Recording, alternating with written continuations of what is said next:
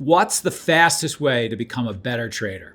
You copy the best traders. In this video, an 8-figure per year elite trader will walk you through his daily routine to reach peak performance. Stick around.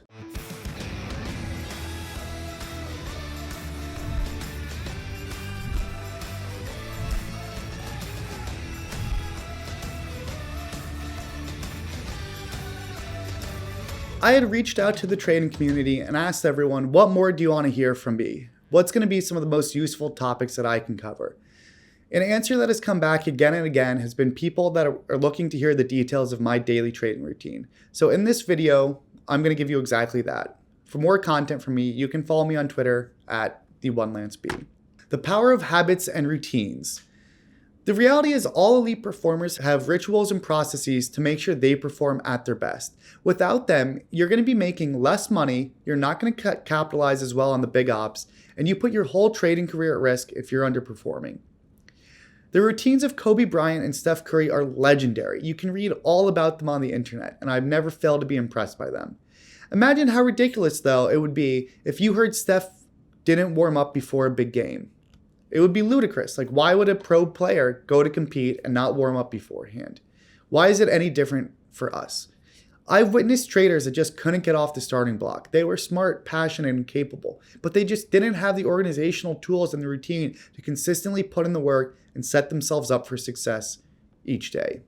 Even with the best of intentions, if you don't have that routine, it's just not going to happen for you. The routine is what puts it all together. And if you're not sure where to start on habits and routine, Atomic Habits is the Bible, so I recommend this book for more information. So my routine, I would generally divide up into 3 segments. It would be pre-market, which is pretty much waking up until the open, during the trading day, 9:30 to 4, and then once the market's closed and everyone's left, kind of 4 till the rest of the day.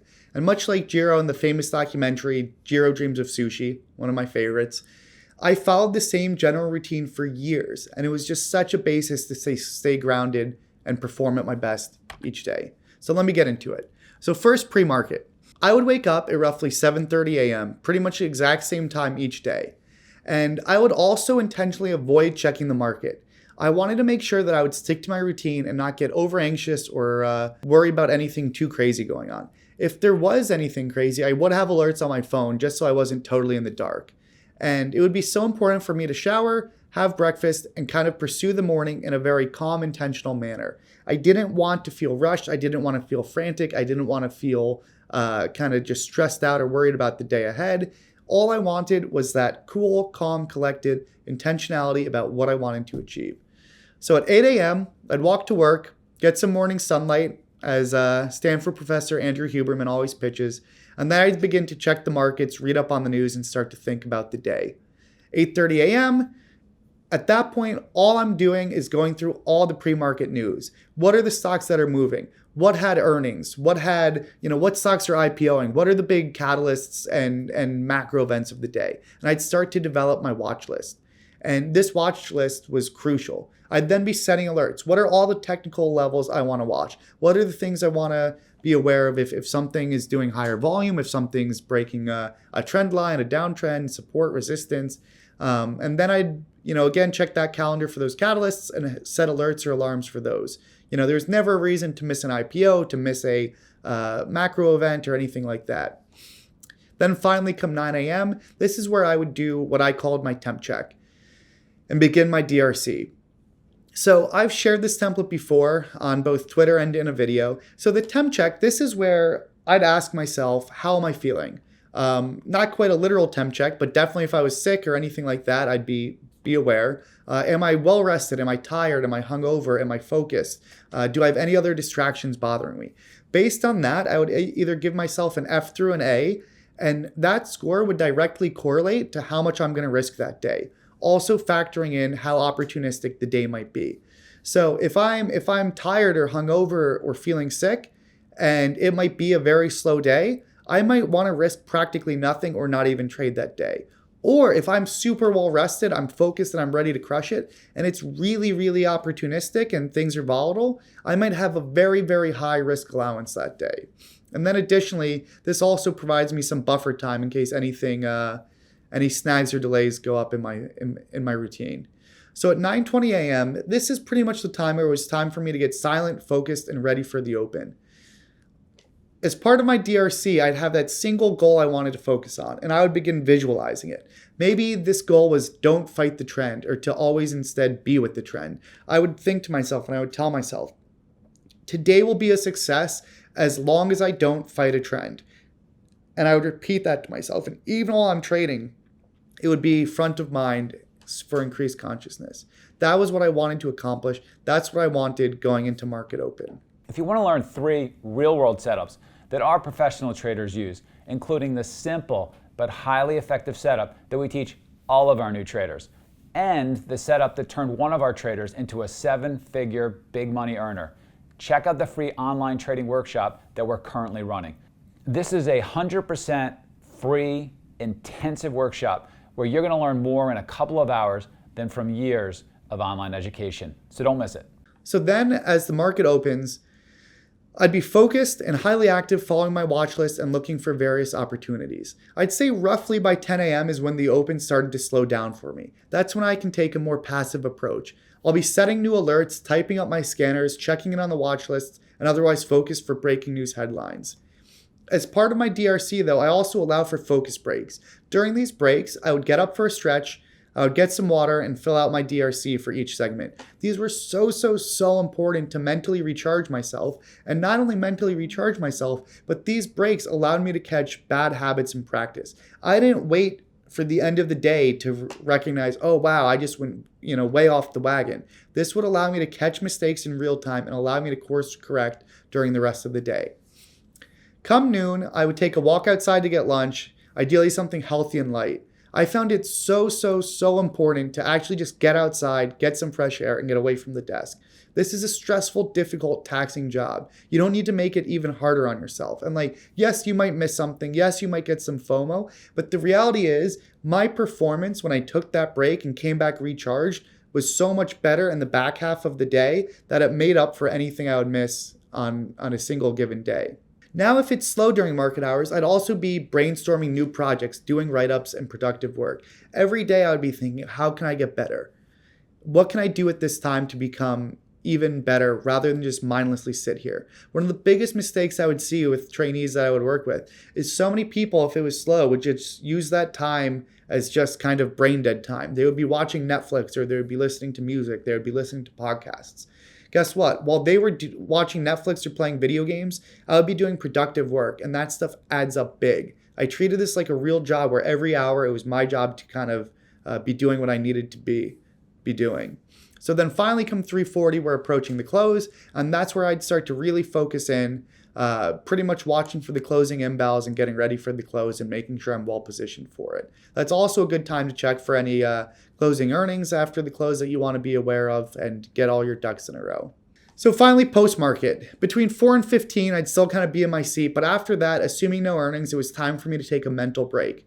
Water, snack if needed, maybe get a little sunshine, and then it was back to work a little bit.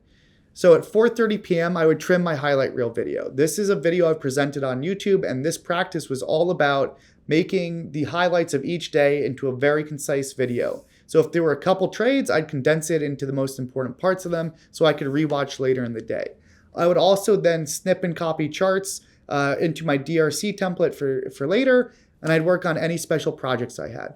There was nothing too intensive here because I found that so often at the end of the trading day, my brain was usually fried. So all of these tasks right here, it was kind of like the menial preparation, organize, and prepare myself for better study later.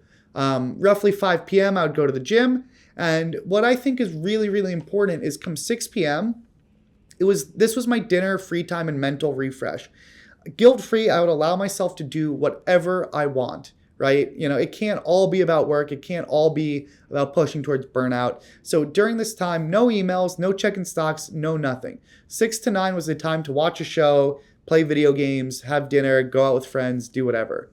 Come 9 p.m. though, it was back to the final stretch. I would do a DRC write-up and then have a little quick detailed study session. This is where I might rewatch the highlight reel from the day, write up and send out my DRC, and do all the essential kind of deep work in just a very condensed, focused hour session. By then it's time to wind down for bed. I might do some casual light reading. I might relax, whatever is going to do to kind of just calm me and get me ready in the right state for bed. Again, it's so important. I can't stress this enough. No work or stocks before bed. I would put my phone away, and it was time to kind of signal to my body, it's time to go to bed, not worry about the stock market. It'll be there tomorrow. And then sure enough, 10:30, asleep I go. So I made the next kind of couple slides addressing all the questions that I know you're going to ask. What about the big days? How might my routine change then? So on the potentially big days, it's so important to double down on the process. And Bella says that all the time to his traders. You need to double down on the most important days. So if I knew it was going to be volatile, or if I knew there was going to be a big Fed decision or the CPI, it was so critical that I would get proper sleep. No alcohol, nothing like that. No late meals, no heavy meals. I didn't want to be mentally stimulated before going to bed. Then in the morning, I never, ever rush into the office unless it's an emergency. Anytime I would skip my routine, even if I thought it was important to do so, so often that would come back and bite me. It was always a trap. The beauty of having your routine and your preparation is it gives you extra comfort and confidence in being prepared. You know you've done what you need to do, and you can go in there feeling so much better.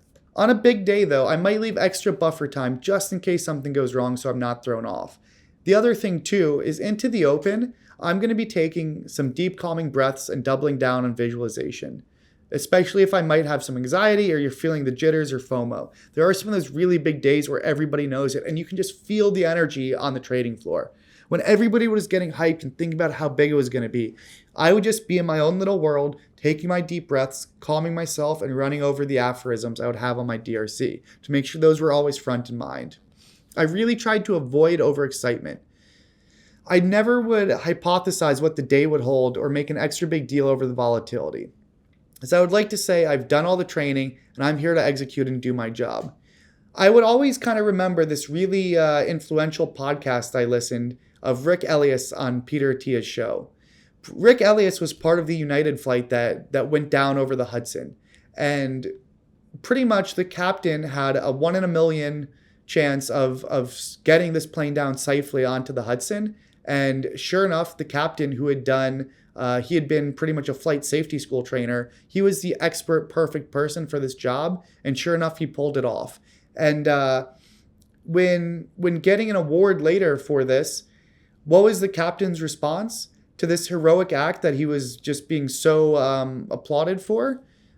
His response was, "I just simply did my job." And what a powerful statement that is. Here he is, someone that just saved so many people's lives, and all he viewed it was, this was a performer. This was an elite performer, and he just executed at a high level, and that was the expectation he set for himself. And I tried to carry that same mindset with me.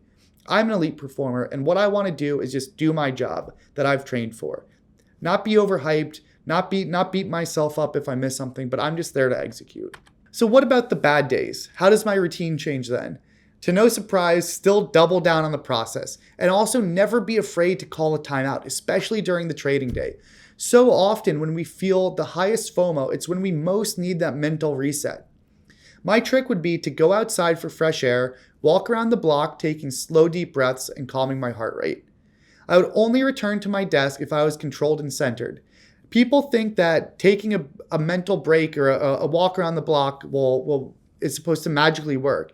Here's the thing, is if you're on tilt or if you're upset and you're frustrated and you take a walk around the block and you come back still on tilt, still upset and still frustrated, and you sit down at your desk, well, guess what? It accomplished nothing. You can't go back to your desk if you're still on tilt or off centered. If I can't get my heart rate down and can't calm myself, I am done for the day. It took me a long, long time to recognize and learn that lesson, but it's so important. The days where I would snowball and just really incinerate, it all had some type of just emotional tilt and something where I knew I shouldn't have been trading, but I didn't have the safeguards in place that I eventually developed to just call it a day. Especially on the bad days, despite our instincts, you need to avoid alcohol like the plague.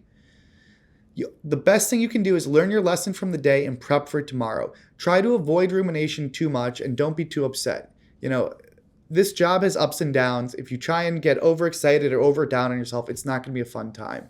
If anything was really bad or if you're in a big drawdown, I've also provided a video before on drawdown best practices to help you. So what about the good days now? Like I said with that Rick Elias podcast, I was just doing my job. I was never one to celebrate. I am here to execute at a high level, and a good day is just like the bad days, it's part of the job. I would also avoid alcohol like the plague, even after a big winning day. So often you can have those big winning days, celebrate them, leave yourself poorly positioned for the next day. So often people might have that consciousness of, oh, now I'm playing with house money, or now I'm so up on the month, or it's such a big day. What does it matter if I lose 5-10% of it? That's never the mindset you want. It's still P&L, defense first. So what about if you're sick or tired? Just don't trade and rest up. This was another lesson I had to learn the hard way, and I'm sure a lot of people won't listen. And if you absolutely need to trade that day, as always, double down on the routine, set tight daily stops and safeguards, and do not allow yourself to spiral. Now, some of you think, are you just a robot, or do you take vacations and days off and celebrate? So we're human. We always take the time off you need to be happy and productive. I would always go on multiple vacations each year. So many people would get FOMO and everything else, but for me, if I was doing my job, doing it well, I was earning the right to take the vacation time that I needed or wanted. I've never ever regretted any of those vacations, and it's still some of the most memorable stuff I did. It's also important to keep in mind that you want to avoid trading half focused. So often I would let my guard down ahead of vacations, and anytime it seems to happen, you let your guard down, the market's there waiting to sucker punch you. If you can't be all in and focus, it's best to be out of the game. Then finally, work hard and recover harder. One of my favorite quotes of the author of Atomic Habits, James Clear, it's from his dad. And his dad told him when he was a college baseball player, when you're on the field, play as if nothing else matters. When you're off the field, remember that the game doesn't matter at all. And it's such a great quote. Every single day, you want to go in with the intention of giving it your best. You want to give it your all. But once the trading day is over and you're out of the office, you need to relax, refresh, and live your life. Have a social life. Forget about the big losses. The market will always be there. So it sounds like a paradox, but it's just so important because that's actually how you kind of perform at your best. My day was never about maximum hours of effort. It was about working hard and working smart. My mornings were cool, calm, and collected. And every evening, I always left that guilt-free time for gym, dinner with friends, relaxing, and whatever I wanted to do. You need to recover hard to be able to sustain that level of work ethic without burning out, especially over years or decades. If you follow this step, you're going to be on your way to having a successful career over many decades, and this will help keep you fired up in a sustainable way to do that. This is how you reach peak trading performance. But first, you need a real edge in the market to actually be profitable. So do you want to learn Lance's 5 easy money trades that he recommends all new and underperforming traders learn first? Then check out the video appearing on your screen right now. Just click it to watch.